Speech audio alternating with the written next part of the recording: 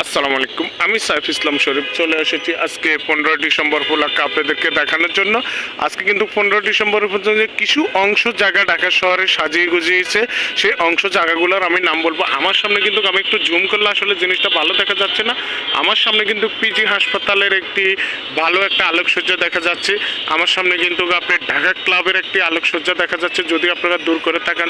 তারপর আমার সামনে কিন্তু ইঞ্জিনিয়ারিং স্টুডিওতে একটা আলোকসজ্জা দেখা যাচ্ছে, আবার মৎস্য অধিদপ্তরের একটা আলোকসজ্জা দেখা যাচ্ছে, আবার বাইতুল মোকাররমের ওখানে একটা আলোকসজ্জা দেখা যাচ্ছে। বাংলাদেশ ব্যাংক কিন্তু ইচ্ছে মতো সাজিয়েছে, সেটা আপনারা দেখছেন।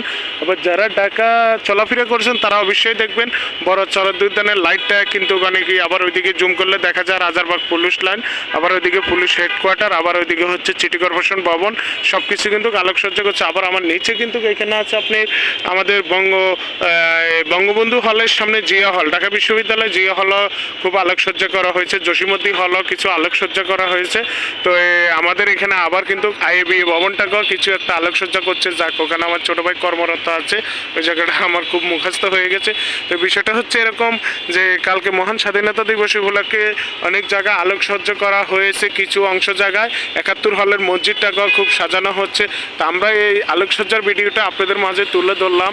আপনারা যে যেখান থেকে কমেন্টে জানাবেন।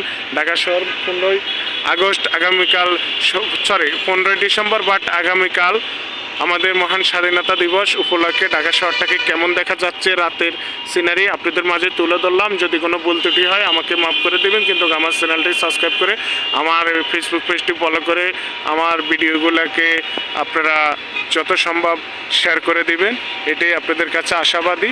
আমি কিন্তু অনেক উঁচু বিল্ডিংয়ে আছি। যাই হোক, শীতের দিন আপনাদেরকে এই ভিডিওগুলো দিলাম, যদি কোনো ভুল ত্রুটি হয় আমাকে মাফ করে দিবেন। ওকে, থ্যাংক ইউ, আসসালামু আলাইকুম।